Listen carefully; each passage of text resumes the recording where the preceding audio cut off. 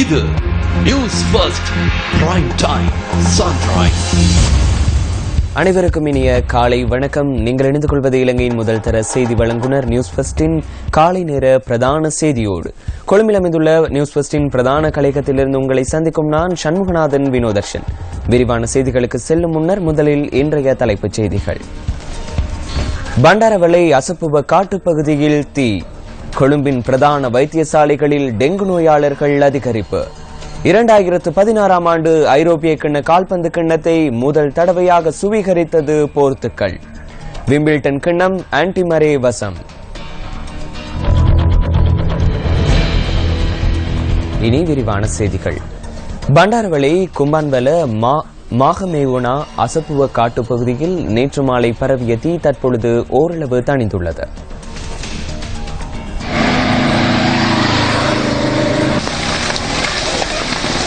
பண்டரவளை கொம்பன்வெல மகாமெப்புனா அசப்புவ காட்டு பகுதியில் நேற்று பிற்பகல் தீ பரவியுள்ளது.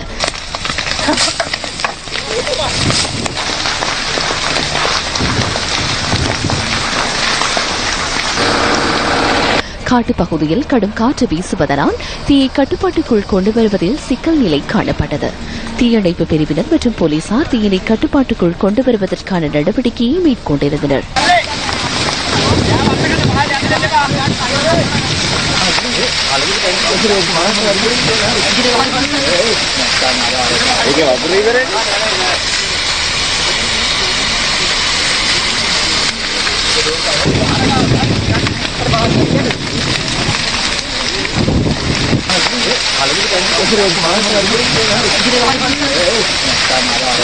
தற்போது தீப்பரவும் வேகம் குறைவடைந்துள்ளதாக எமது பிராந்திய செய்தியாளர் தெரிவித்தார்.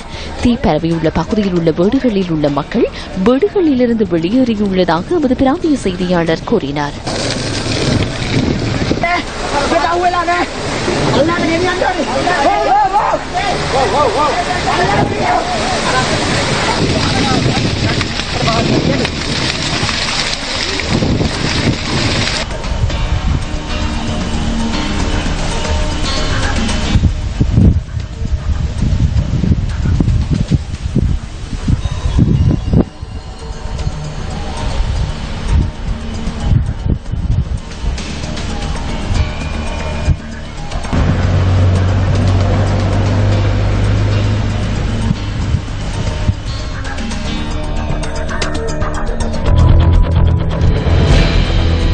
தேசிய வைத்தியசாலை உட்பட கொழும்பின் பிரதான வைத்தியசாலைகளில் அனுமதிக்கப்பட்டுள்ள டெங்கு நோயாளர்கள் அதிகரித்துள்ளனர். கொழும்பு தேசிய வைத்தியசாலையில் காய்ச்சலினால் பீடிக்கப்பட்ட சுமார் 200 பேர் சிகிச்சை பெற்று வருவதாகவும் அவர்களில் 100 பேர் டெங்கு நோயாளர்கள் எனவும் வைத்தியசாலையின் பணிப்பாளர் டாக்டர் அனில் ஜாசிங்க தெரிவித்தார்.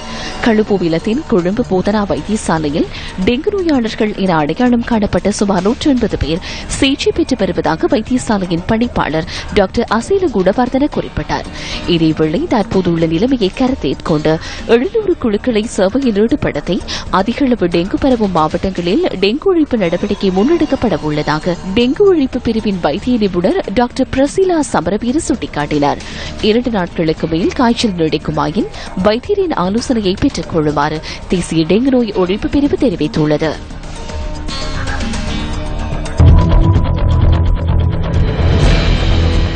பல நாடுகளின் விமான நிலையங்கள் மீதான தாக்குதலை அடுத்து கட்டுநாயக்க சர்வதேச விமான நிலையத்தின் பாதுகாப்பு பலப்படுத்தப்பட்டுள்ளது. பாதுகாப்பினை பலப்படுத்த விசேட பொறிமுறைகள் பயன்படுத்தப்பட்டுள்ளதாக போக்குவரத்து மற்றும் சிவில் விமான சேவைகள் பிரதி அமைச்சர் அசோக் அபிசிங்க தெரிவித்தார். கட்டுநாயக்கு பண்டார் நாயக்க சர்வதேச விமான நிலைய பாதுகாப்புக்கு மேலதிகமானவர்களை ஈடுபடுத்த நடவடிக்கை எடுக்கப்பட்டுள்ளதாகவும் பிரதி அமைச்சர் தெரிவித்தார். ஜனாதிபதியுடன் நடைபெற்ற கலந்துரையாடலில் எடுக்கப்பட்ட தீர்மானத்துக்கு அமைய விமான நிலையத்தின் பாதுகாப்பு பலப்படுத்தப்பட்டுள்ளதாக அவர் குறிப்பிட்டார். யாழ் கொடிகாமம் பகுதியில் இடம்பெற்ற திருட்டுச் சம்பவங்களுடன் தொடர்புடையவர்கள் என சந்தேகிக்கப்படும் 2 நேற்று கைது செய்யப்பட்டுள்ளனர். கொடிகாமம் போலீசாருக்கு கிடைத்த தகவலுக்கு அமைய சந்தேக நபர் 2 நேற்று மாலை கைது செய்யப்பட்டுள்ளனர். கைது செய்யப்பட்ட சந்தேக நபர்களிடமிருந்து சுமார் 5 லட்சம் ரூபாய் பெறுமதியான பொருட்கள் மீட்கப்பட்டுள்ளன. சந்தேக நபர்களினால் மறைத்து வைக்கப்பட்டிருந்த பொருட்கள் சிலவும் மீட்கப்பட்டுள்ளதுடன் அவற்றுள் ஆலய விக்கிரகம், உண்டியல் என்பனவும் காணப்படுவதாக போலீசார் குறிப்பிட்டனர். சங்கத்தானை மற்றும் கச்சாய் பகுதிகளைச் சேர்ந்த 2 பேரே கைது செய்யப்பட்டுள்ளதாக போலீசார் குறிப்பிட்டனர். சந்தேக நபர்களை சாவகச்சேரி நீதிமன்றத்தில் இன்று ஆஜர்படுத்த நடவடிக்கை எடுக்கப்பட்டுள்ளதாக கொடிகாமம் போலீசார் தெரிவித்தனர். சம்பவம் தொடர்பில் கொடிகாமம் போலீசார் மேலதிக விசாரணைகளை மேற்கொண்டு வருகின்றனர்.